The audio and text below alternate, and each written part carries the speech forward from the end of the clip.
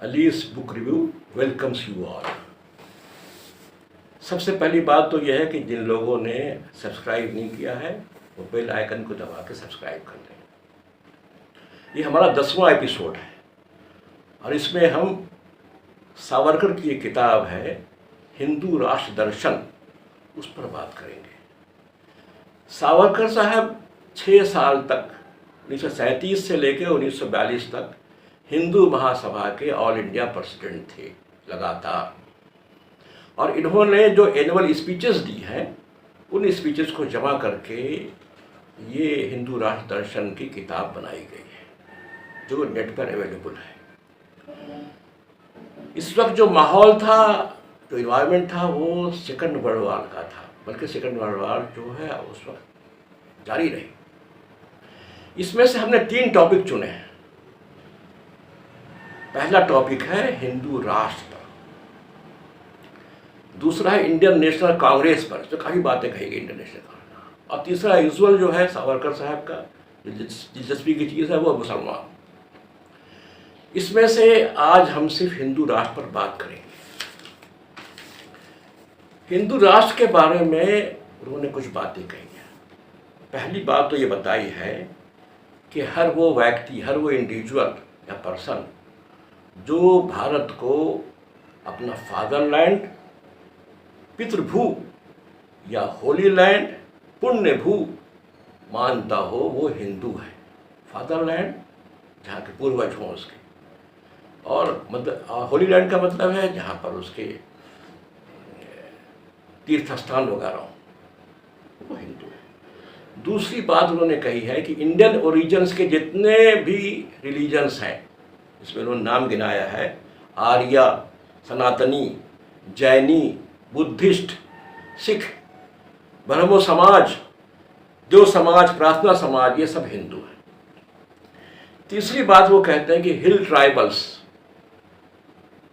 Aboriginal tribals जिन्हें कहा जाता है सो कॉल्ड, ये सारे ट्राइबल्स भी हिंदू हैं, चाहे इनका मज़हब कुछ भी हो, क्योंकि ये इनका तीर्थ स्थान होली लैंड और फादरलैंड इंडिया में है। इसलिए वो कहते हैं कि सेंसस में इनको हिंदू लिखना चाहिए। एक चौथी बात ये कहती है कि हिंदू लफ्ज़ जो है कोई गैर मुल्की लफ्ज़ नहीं है। वो कहते हैं कि यहाँ के लोगों को हमेशा सिंधु कहा गया और यहाँ की जगह को सिंधु कहा गया, तो इसलिए ये बहुत पुराना लफ्ज़ है। अब वो हिंदू से, सिंधु से हिंदू कैसे हो गया, इस पर कुछ नहीं बोलते, और हिंदू ही क्यों चल पड़ा, क्यों वो कहते भी हैं। हिंदू एवं सिख का मतलब ये है कि हिंदुओं के रिलीजन्स, इसमें बहुत सारे रिलीजन आ जाते हैं। छठी बात ये कहते हैं कि हिंदुत्व जो है वो एक व्यापक या कंप्रहेंसिव टर्म है, बड़ा टर्म है। ये सिर्फ से मज़हब नहीं आता, इसमें कल्चर और लैंग्वेज और समाज और पॉलिटिक्स सब आ जाता है। सातवीं बात ये कहते हैं कि हिंदुओं में हज़ारों डिफरेंसेस हैं, लेकिन इसके बावजूद वो सब एक जैसे होमोजीनियस हैं, और इनकी ये होमोजेनिटी जो है वो जापानियों से या इंग्लिश से या मुसलमानों से बिल्कुल अलग है, अलग पहचान है। इसलिए वो कहते ये हैं, एक बात ये कहते हैं कि हिंदू सिख कहना, हिंदू जैनी कहना ये गलत तरीका है।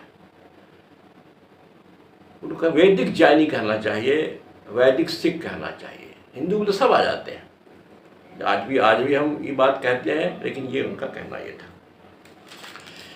9वीं बात ये कहती ये है कि स्वराज्य बड़ा चला हुआ टर्म था उस वक्त, अपना राज, हिंदुस्तानियों का राज, उसको कहते हैं। इसका मतलब ये है कि जहाँ पर ऐसा राज जहाँ पर हिंदुओं का बोलबाला हो, अपर हैंड, और किसी गैर हिंदू लोगों का उसमें दबाव या जोर न हो, तब स्वराज्य हो।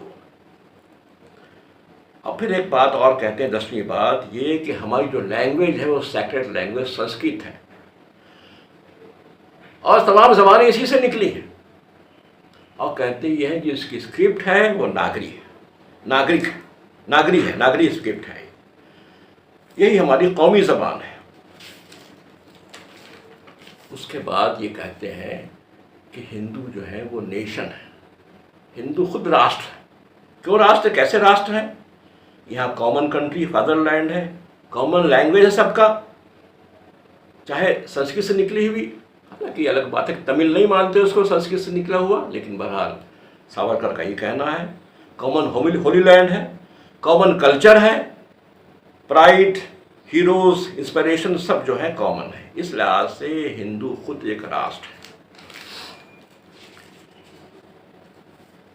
और फिर वो कहते हैं कि Indian Muslims, juice, Christians, Parsi ये हिंदुओं से बाहर है, हिंदू नहीं है, जबकि उनका हिंदुस्तान फादरलैंड है। दूसरी तरफ जापानी और चीनी जो गालिबन बुद्धिस्ट समझ के कहते होंगे, ये इनका होली लैंड है ये इंडिया, लेकिन चूंकि फादरलैंड इनका नहीं है इसलिए हिंदू नहीं है। और सवाल ये है कि अब आजकल जो अमेरिका में कहते हैं हिंदू हैं और सेंसस में सारी जगह कंट्री में लिखते हैं हिंदू हैं, तो इस डिफिनेशन के मुताबिक तो ये कंट्राडिक्शन हो गया। बहरहाल अब सवाल ये है कि ये इस डिफिनेशन की ज़रूरत क्यों पेश आई, क्यों इतना दिमाग लगाया? सावरकर जी ने जेल में थे, अब बहुत इंटेलिजेंट आदमी थे, इंटेलिजेंट आदमी होने में दो राय नहीं, बहुत सोचते भी थे कौम के लिए। असल में अंग्रेज़ों ने 1872 में और 1882 में सेंसस का काम बाकायदा शुरू किया और उसमें लिखा जाने लगा कि कौन क्या, किसका क्या मजहब है। तो इन लोगों को लगा यह कि मुसलमान की तादाद बहुत हो गई, नंबर बहुत ज़्यादा हो गए, हिंदू कम हो गए हैं। तो उन्होंने सोचा ऐसा डिफिनेशन बनाओ कि सब हिंदू हो शुमार हो। तो नंबर्स का खेल रहा ये सोचने में, और इसके लिए उन्होंने ऐसा एक डिफिनेशन दिया। चुनांचे हम जानते हैं कि आर्य समाजी जो पहले को अपने आप को वैदिक कहते थे, 1911 के सेंसस में उन्होंने कहा कि हम हिंदू लिखवाएंगे। कारण वजह ये रही कि मुसलमानों की गिनती ज़्यादा बढ़ रही है। बहरहाल इस पर किताबें भी लिखी गई हैं, सावरकर ने लिखी हैं। और एक दूसरी बात यह है कि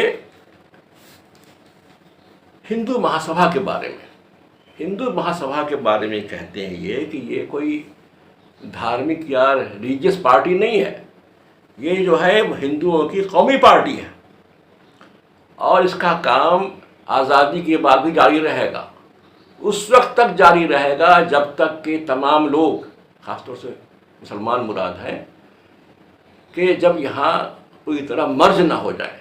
उनके सामने हून और दूसरे लोग हैं, दूसरे कबाइल हैं जो यहाँ मर्ज हो गए, उनका नाम निशान मिट गया। तो वो कहते हैं कि 100 साल तक खतरा है और हमें इसको देखना पड़ेगा। हिंदू महासभा किसी रिलीजियस रिफॉर्म के लिए कानून बनाने के सख्त खिलाफ रही है। हालांकि आप जानते हैं आज़ादी के बाद अनटचेबिलिटी के ख़िलाफ़ कानून बना।